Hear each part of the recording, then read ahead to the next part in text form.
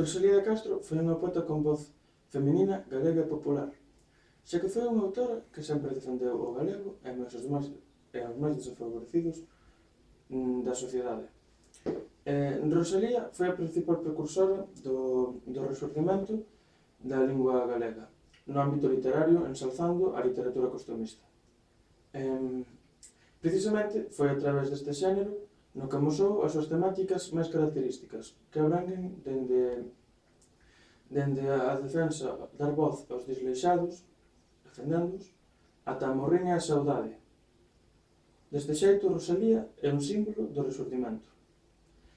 Na súa obra pódese recoller a súa trayectoria vital, amosando unha evolución dende a primavera da vida, ou a brancura, ata a negra sombra. Deste xeito, a inocencia convértese en dor, no cravo. Reivindicou a esencia da nosa terra, empregando simboloxía que representa elementos característicos de Galiza, como é, pois, a gaitiña ou a campana, campá. A campá se empregaba nas iglesias para anunciar os acontecementos e un deixaba de escoitala cando abandoaba a terra. Esta mesma, a terra, era rapinada polos raposos e espoliada polos ricos e poderosos. Rosalía foi tratada na súa época como unha choromica e unha trivial escritora.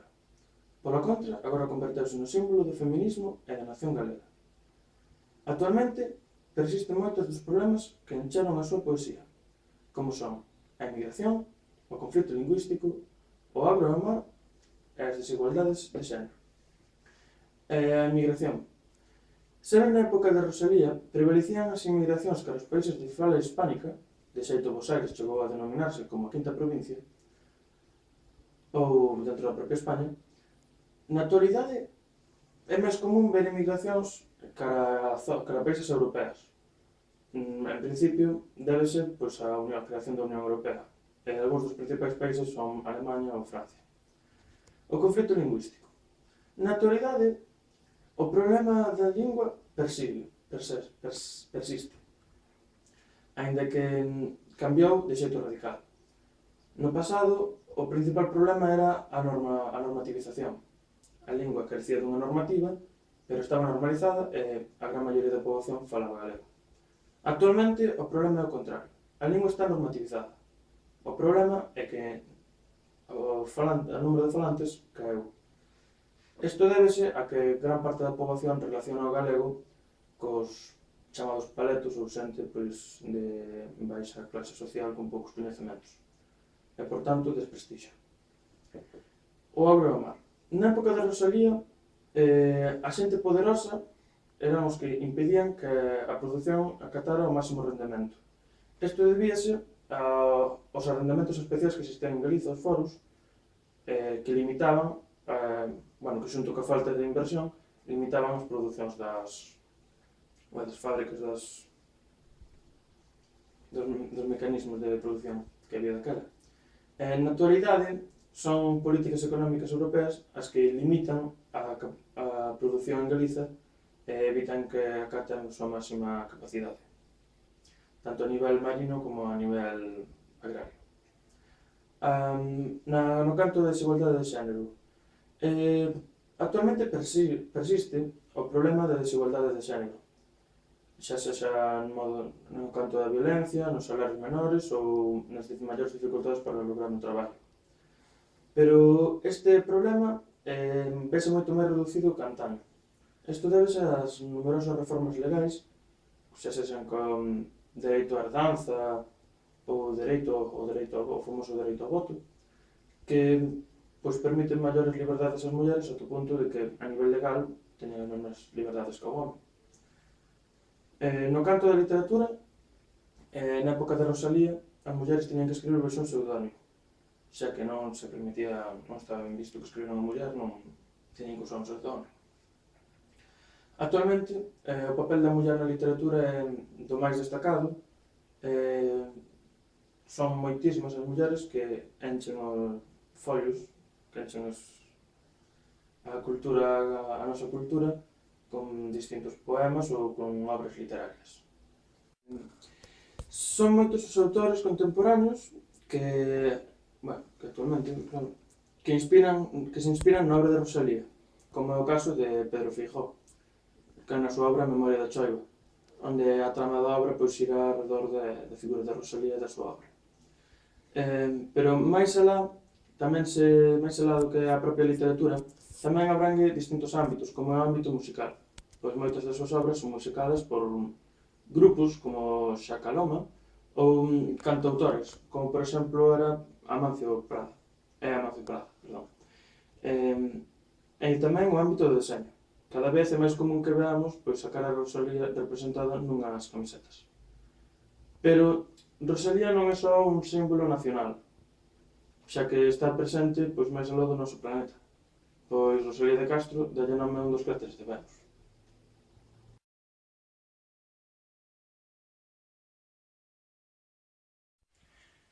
Cravo. Defínese cravo como unha pequena barra de metal rematada en punta e cunha cabeza no extremo oposto, que se usa para cravar. Tamén se pode definir como unha goma do craveiro, que ten forma dun cravo, e que se usa como especia. Provén dunha planta e, bueno.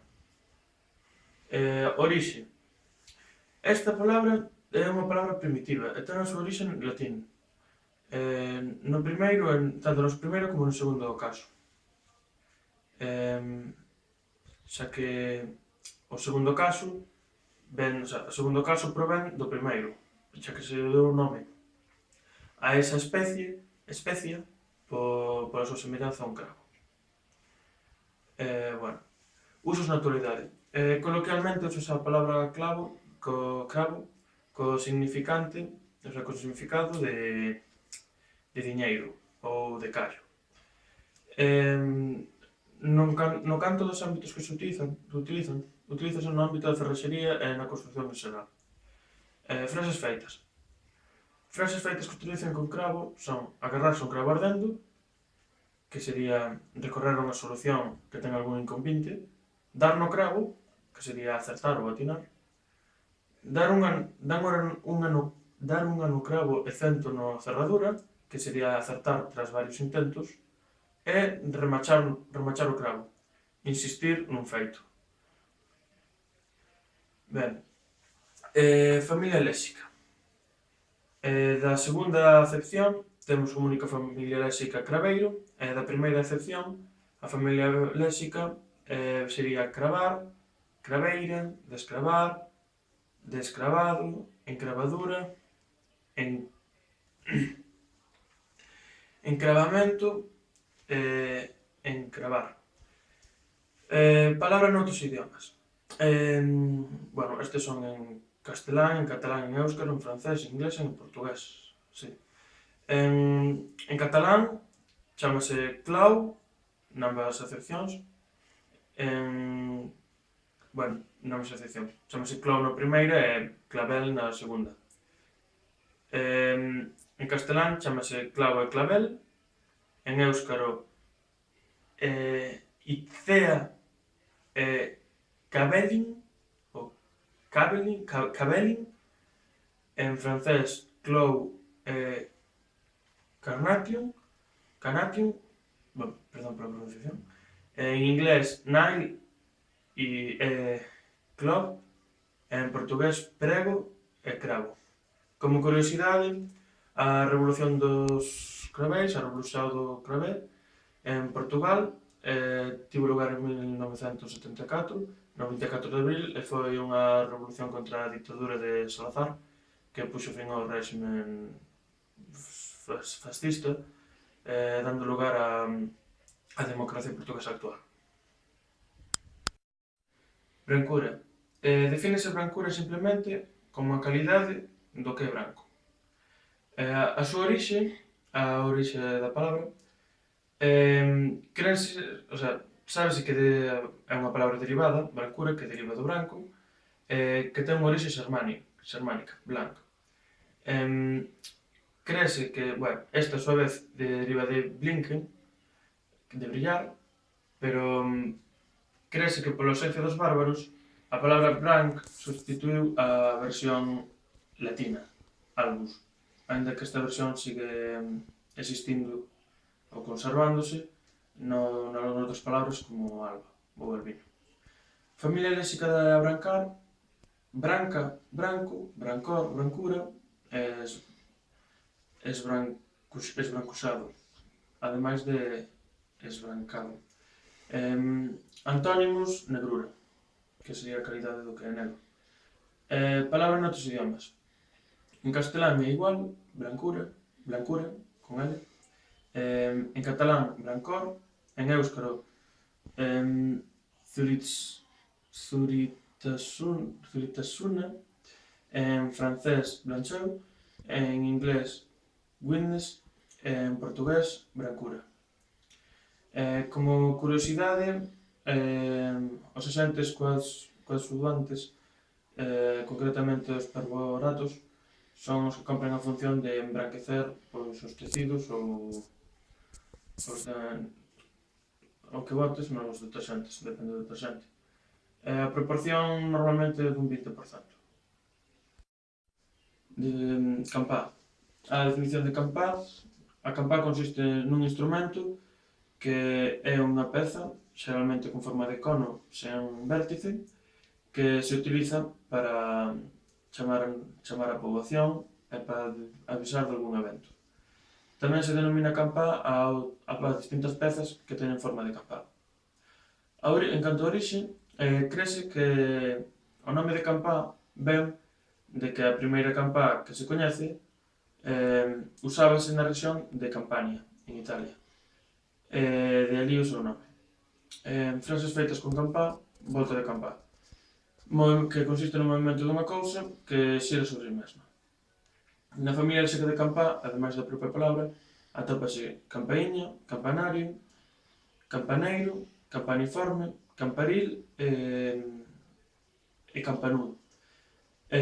A palabra noutros idiomas serían: en castelán, campana; en catalán, campana, tamén; en éuscaro, campal, con K; en francés, cloche, en inglés, bell; en portugués, sino. Como curiosidade, a campana máis grande do mundo denomínase Tsar Kokolol, quere dicir campana do Tsar. Está no Kremlin de Moscú, en Rusia. Foi encargada pola emperatriz Ana de Rusia. Aínda perdura. Gaita. A definición de gaita é instrumento musical de vento que consta dun fol que se enche soprando e que consta de varios tubos. Varios tubos por onde sae o aire. No sentido popular, gaita tamén adquire o significado do aparello masculino. A orixe de gaita, a diferencia das anteriores palabras, gaita provén do gótico, ven de cabra, xa que facíase ca pel dese animal, e de feito ainda agora faise ca pel da cabra. Na actualidade, a palabra gaita úsase no ámbito popular co sinónimo de pene, como xa dixemos antes. Nalgúns poemas representan a tradición ou temáticas costumistas, como é un exemplo nos poemas de Rosalía. Frases feitas con gaita hai bastantes, como andar con gaitas, o sea, dicir cousas que molesten; non estar para gaitas, non estar para lerias ou non estar para bromas, sería. Vir con gaitas, que serían como andar con gaitas, é igual que o anterior. Ser unha gaita, ter un inconvinte. Familia léxica de gaita: agaitar, gaita, gaitada e gaiteiro. Noutros idiomas, a palabra sería en castelán, gaita; en catalán, en éuscaro é igual, gaita; en francés é distinto, é cornemuses; en inglés, bagpipe; en portugués, gaita igualmente. Como curiosidade, No concello de Cotobade atópase o primeiro museo galego dedicado á gaita de fol, xestionado por a Asociación Gaiteiros Galegos e ten unha exposición de instrumentos musicais cedidos por Olimpio Xirález, Pablo Díaz, Ricardo Béitez Caxide, Emilio Lois e Pablo Carpintero. Primavera. Defínese como primavera ben a estación de ano que ven despois do inverno e precede o verán. Ben no sentido figurado como período de plenitude e vigor, o sea, normalmente a xuventude, ou ben tamén se utiliza como unha marca de tempo equivalente a un ano. Por exemplo, pois, tivo 20 primaveiras ou vive 20 primaveiras. A orixe de primavera é de ver primum, do latín, que significa estación previa ao verán. Ademais, no latín atópase primaevitas, que significa idade primeira, polo cal presuntamente adquiriu o significado figurado primaveira, o significado figurado de plenitude, de período de plenitude de vigor. Na actualidade, utilízase no sentido figurado a palabra primavera para representar a xuventude, como un exemplo na obra de Rosalía, no ámbito normal como unha estación do ano máis. Nas fases feitas está a primavera de outono, que é unha especie de pequena estación, non exactamente, un período do ano, dentro do outono, onde xerminan algunhas plantas, debido ás súas temperaturas e á humidade. A familia léxica únicamente atópase primaveral, as palabras no outro idioma é en castelán primavera, en catalán primavera, en éuscaro udevern, en francés printemps, en inglés spring e en portugués primavera. Como curiosidade, dicir que as revolucións de 1848 chámanselle primavera dos povos, xa que destacaba o papel nacionalista destas revolucións, onde pretendían resurcir as identidades nacionais de distintos países e foron o principal motivo destas revolucións intentando conseguir a independencia principalmente na zona balcánica. Raposo. Defínese como raposo a unha persoa astuta ou ben a un animal carnívoro caracterizado por ter unha corra longa. A palabra provén do latín rabum, propiamente sería rabo, derivaría con un sufixo de abundancia, que sería oso ou osa, neste caso oso, pero no femenino sería osa. Uso esta palabra para referir raposo polo dito anteriormente, xa que é un animal que se caracteriza por ter unha cola moi longa. Na actualidade, ademais do ámbito do campo, onde se utilizaría raposo como animal, tamén se utiliza raposo para representar, por exemplo, na literatura de Rosalía, representaba a aqueles que lle facían dano. Frases feitas: chícharo do raposo é unha planta herbácea, pan de raposo, que é un fungo, e raposo de mar, que é un peixe, da familia dos halópidos. Familia léxica: arraposado, raposada, raposear, raposeira e raposeiro. Noutros idiomas, a palabra sería en castelán, raposo, en catalán, raposo, en éuscaro, raposo, en francés, raposo, en inglés, fox, e en portugués, raposo. Como curiosidade, a diferencia de Occidente e de Xapón, en China o raposo non se considera como símbolo da astucia, senón que se considera como un espírito que fai apartar aos homes das súas mulleres. Sombra. Defínese como sombra a zona máis oscura que forma cando un corpo opaco impide o paso da luz, en especial a luz do sol, a máis común. Tamén se define como a falta de luz, novamente, máis concretamente do sol, pero falta de luz en xeral, como a zona menos clara ou a máis oscura dunha superficie, e como a forma pouco precisa de algo, do que se perciben os contornos. A orixe é unha palabra vulgar que ven do latín, o sea, do latín vulgar, de sumbra, quere dicir, pois, baixa sombra. Frases feitas á sombra, que estar onde hai sombra, á sombra de, protegido polo sol, protegido do sol por, á sombra de, a mesma que anterior, pero ten outra acepción, que sería, pois, baixo a protección de. Ademais, hai outras frases como facer sombra de, facer sombra a, que sería eclipsar alguén, sombra de ollos, que é un produto cosmético, e as sombras chinesas, que é a proxección de siluetas aproveitando a sombra que fai, pois, o deixar o sol, algunha luz. Da familia léxica de sombra hai diversas palabras, como asombrado, asombrar, asombrarse, asombro, asombrosamente, asombroso, ensombrecer, sombra, sombreado, ensombrear, sombriamente, sombrío e sombrizo. Os antónimos de sombra son sol e luz.